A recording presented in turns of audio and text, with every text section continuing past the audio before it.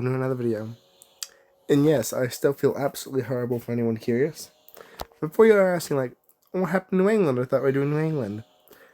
I am at war with British Columbia, and I'll get to that later. Wait, that's probably the plan. Another thing you might be asking is, why are so much troops moving to New York? You might be thinking, why not invade Canada? Why not invade Mexico? Why not invade someone? Beneficial. Why? Because I'm moving troops from here, all around Asia. And what's that? Oh, it's just Japanese troops. There's a discovered them the Japanese are not enemies yet. So you're probably thinking, why not do that? Well, that wouldn't be fun. I played many American games. Invade Canada, Mexico, Canada, the Caribbean.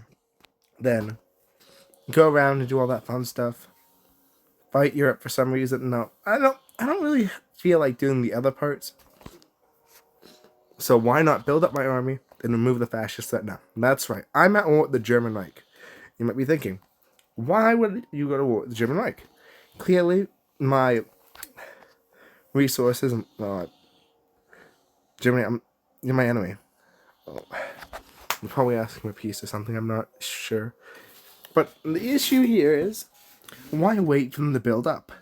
I mean, okay, yeah, Germany starts with like 5th place industry, the strongest navy, air force, largest and strongest army, and the fascist, Axis doctrine does make their troops 3 times stronger than mine, and they're also more upgraded than mine. So it comes to that conclusion that Germany is by far the best and strongest nation. So you might be thinking, why am I going to war when they haven't invaded Poland, France? Well, they're in a coalition with Britain, right? So it's clear that I'm not going to be getting any sort of aid, support, but that's fine. You see, I know something the German player doesn't.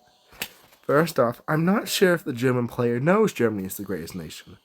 That sounds a hella Nazi speech. I mean, that they are the strongest nation, especially early game. Like, technically, if they wanted, they could just block off this area here with their battleships and subs. And, well, my troops never get there. Because Americans have a great navy, but, not upgraded, and the Axis, again, does 3 times more damage, defense boost, and is closer to their cores. When your troops are closer to your core territories or in your cores, they have a defense buff. People sometimes don't know about this, but especially when they're on your cores, they have a very important defense buff, which cuts out the surprise attack bonus for when your troops first attack. They get the surprise attack, does more damage at first, and doesn't count in the defense thing. And the ambush thing. Anyway, enough about this. I'm probably gonna make a video one day explaining the best way to utilize Germany, as it's one of the greatest. Oh God, how do I say this? That sounded like. Okay, so it's one of the best nations to play as. But the issue is constant war. Germany is surrounded by players. If France, Britain, Italy, Russia, or even Poland are good players, you're gonna absolutely destroyed. Since Germany secured themselves, an issue. But you're asking them, why doesn't everyone just always want to go for the Germany? They do. But there's 2 perks that you have to realize about the other nations. So one, Russia. Russia's not helping me. I don't know what Russia's doing. That's a scary amount of troops moving. I feel bad for Poland. But Russia has such a vast and best resource pool. And as much as they have plenty of, army, and I can't speak today. The cities here, they have plenty further away, which makes it so that even after the German Barbarossa, they take all of that, they can still keep producing.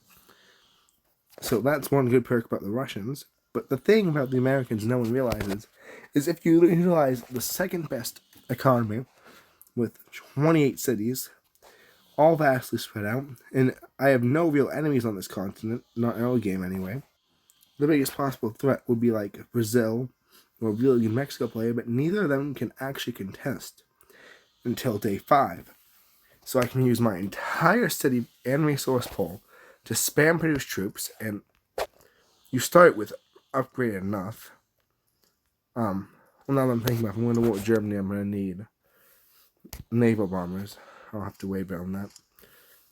And basically, I'll be able to produce enough troops and naval might here alone. All I have to do is sit back, and then in a few days, I'll be able to take, not days, in like the next 8 hours, I could take what's in New York, all of it, and move it over to destroy Germany, which would be the beneficial thing before they have time to build up.